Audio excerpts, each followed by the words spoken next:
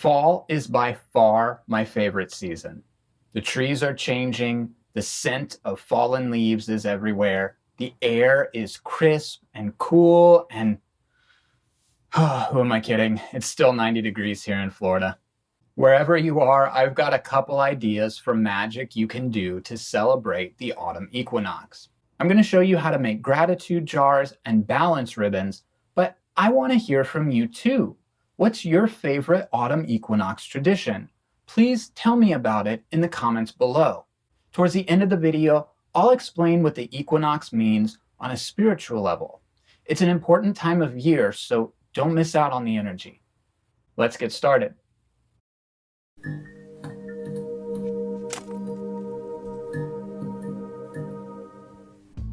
First up, gratitude jars. You will need a glass jar with a lid, several slips of paper, and your favorite pen. Start off by writing down things you're grateful for on the papers. This could be things like family, music, or whatever else fills you with the feeling of gratitude. List one thing on each paper, then fold it up 3 times and pop it in the jar. Repeat this process until it looks like your jar is full. There's plenty of things to be grateful for if you actually spend the time to sit down and think about it for a few minutes. Once the jar is full, close the lid and keep it in a safe place. Pretty easy, right? Optionally, you might decorate the jar with things that remind you of the equinox or the fall season. If you're having a particularly lousy day where nothing seems to be going your way, you can always pop open the jar for a little spark of extra energy. Yeah, just like that. Next up, balance ribbons. You will need 1 length of black ribbon and 1 length of white ribbon. Both should be about 7 to 9 inches in length. Optionally, you might want a small drawstring bag and some small tumbled pieces of sunstone and moonstone. Start off by joining the 2 lengths of ribbon together by tying an overhand knot at one end. Once they're good and tight, you can begin tying knots down the entire length of ribbon. I like to try alternating right over left and left over right to make square knots, but if you're really good at things like this, you could even use 4 total strands of ribbon and braid them all together. If anyone out there actually does that, please send me a picture of your creation. My braiding skills are pretty subpar. While you're tying the knots, reflect on the concept of balance in your own life. Are there habits or character traits that need to be readjusted? Be honest.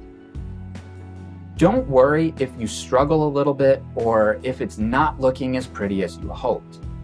Don't untie your knots to go back and fix any errors. It's gonna come out exactly how it was meant to be. Once you feel like you've finished, tie another overhand knot at the end to secure everything. It's kind of hard to tie knots on camera. This is another one I did during an actual ritual. If you're going for the additional steps, pop your ribbon in the bag along with your sunstone and moonstone pieces, then cinch it closed. You may want to carry this around for a while as a personal token, perhaps in a pocket or otherwise close to your body. Let's talk about the autumn equinox. In Wicca, you might also call this Mabon or Mabon or Mabon or some other phonetic attempt at pronouncing these 5 letters. But let's make one thing abundantly clear.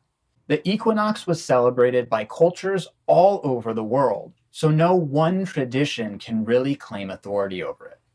This is a solar event where the amount of light within one day is equal to the amount of night. It usually happens each year on September 22nd or September 23rd. Across the wheel of the year, its counterpart is the spring equinox. Both dates deal with balance and equality, hence the balance ribbon I showed you a few minutes ago. While the spring equinox marks the point where the daylight hours begin to grow, the fall equinox marks the point where night begins to grow. We're quickly moving towards the dark time between Samhain and Yule, where the god, or sun, has died. The sun is frequently used to represent the ego or self, so the waning sun is a good time to begin introspection. After the fall equinox, the sun begins to grow weaker and weaker each day, so you can turn your attention inward and see what needs fixing. Autumn Equinox is also a harvest festival. Actually, it's the second of 3 harvest festivals, and it's the closest to Thanksgiving that you're going to find on the witch's calendar. Lunasa, the first harvest, is all about grains and breads.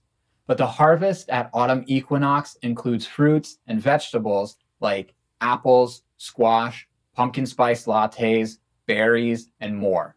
So here's where you start getting your stereotypical image of the abundantly overflowing cornucopia.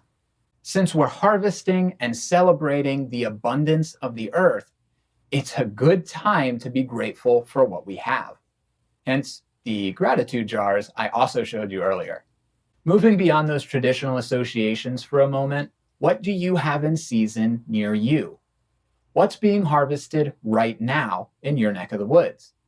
Here in Florida, we have grapefruit, oranges, and tangerines, so those will probably make a debut on our Autumn Equinox altar.